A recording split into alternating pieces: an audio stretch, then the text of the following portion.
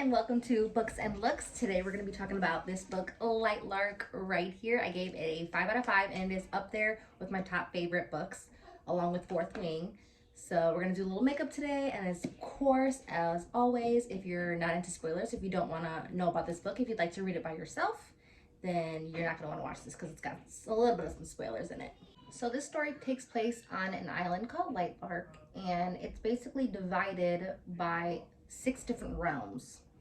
And of those 6 realms, it's about a girl named Isla Crown. She's from one of the realms. She's from a realm called the Wildling realm, where they can use nature as their powers. They can have animals as their companions. But all of the realms, as well as having powers, they also have curses along with them. Wildling realm is the realm with the nature and all of that, and their curse, they must eat human hearts to survive. It's very disgusting.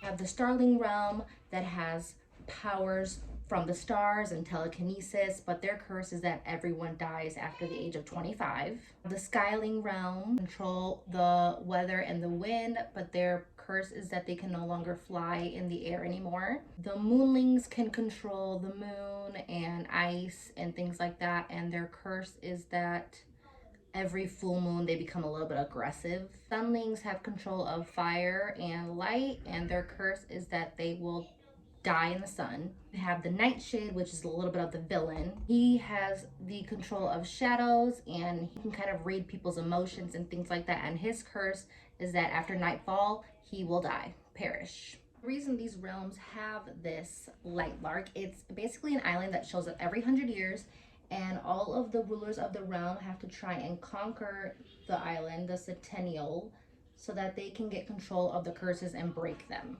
So that is the whole goal of everyone coming from their realms to try and win this game. But what people don't know is that Isla has this really big secret, since she is our main character, and her big secret is that she doesn't actually have any powers the way that all the other people have from their realms. For the first 25 days of this competition, they get to compete against each other, and then who ultimately wins the most competitions gets to pick their partner to have in this Centennial, which is important because you're not allowed to kill your partner while you guys are together in the games up until the last 50 days. Then everyone is free to kill each other and try to win the game, because in order for them to achieve something, they need to have one person at least die for the curses to be lifted. So before these games even started, Isla, our main character, already made an alliance with a girl named Celeste. They decided that they're going to pretend to be the weakest people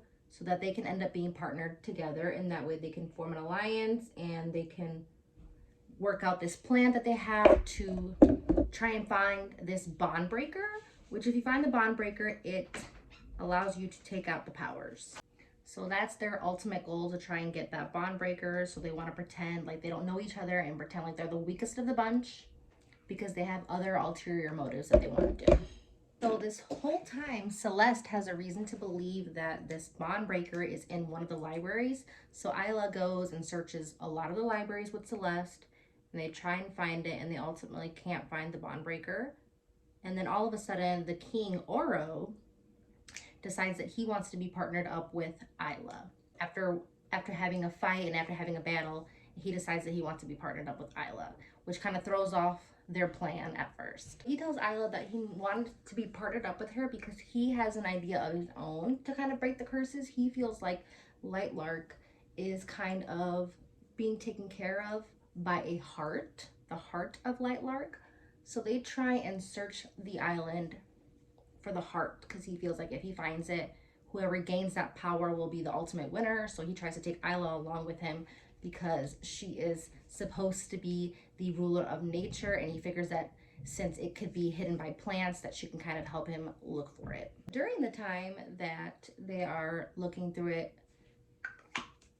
Isla begins to have a friendship with the character named Grim. He's a Nightshade, so he's kind of dark and brooding and complete opposite of Aro, which is the king of Lightlark, which is also, he's also like a sunling.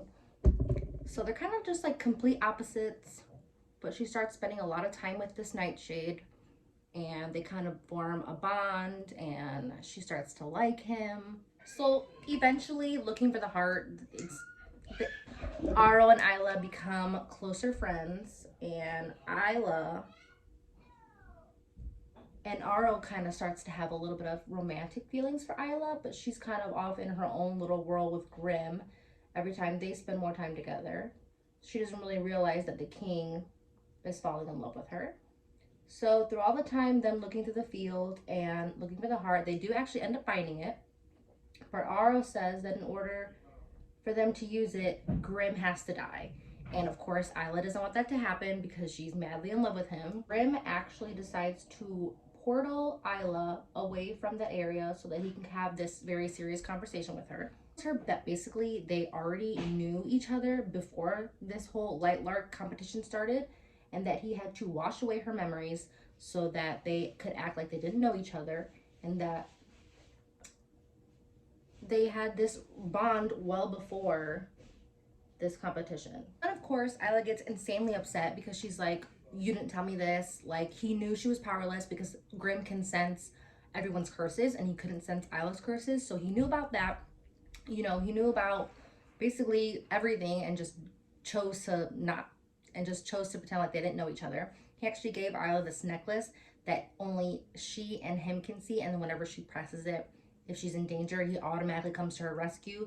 Like, they were so in love and so romantic with each other. And so she gets really upset and she actually runs off to go find Celeste, her friend, who is looking for the bond breaker. And Celeste actually finds the bond breaker, and they go to this Palace of Mirrors building where they can try and use the power together. And then they have to inject it to both of them. So Celeste has to inject it into herself and Isla has to inject it to herself, so that way the bond breaker can go ahead and remove their curses. But right when she's about to use the bond breaker, she actually finds out that Celeste, her friend, who has been friends well before this whole Lightlark competition, is actually someone else disguised. So her actual name is Aurora. She's the actual ruler of Starling, and she pretended to be this whole other person so she can befriend Isla. And she's actually the original person who put the curse on Lightlark to begin with. So not only does Isla feel betrayed by Grimm, she also is being betrayed by Celeste now. Ultimately betrayed by a lot of people in her life, she decides to end her story right then and there with Aro, that she's gonna go to his palace and stay in his room, and that they're gonna start living together after he kind of confesses his love for her. So right before the book's about to end, Isla actually finds this portal, and she thinks that if she unlocks this portal, it'll somehow give her some tips and kind of try and defeat all of these people. So she actually sticks her crown, she uses it as a key, and she puts it into this vault, and it ends up unlocking, and that is where the book ends. So it's a really good book. I definitely recommend it. Like I said, I gave it a 5 out of 5, one of my top 5 favorite books so far. And then because this one does end up on a cliffhanger, if you decide that you like it, you can check out part 2 of it. This one I'm going to do a whole separate video on, just because this one is a really big in-depth book, and so is this one. This one's really very big in depth as well. So I absolutely love that one, and I started reading this one. So if you guys want to check back a week after, I will have this one up for you guys if you want to know all about Nightbane part 2. You guys enjoyed this Lightlark story right here, and I hope you guys enjoyed this makeup, and I will see you guys in the next one.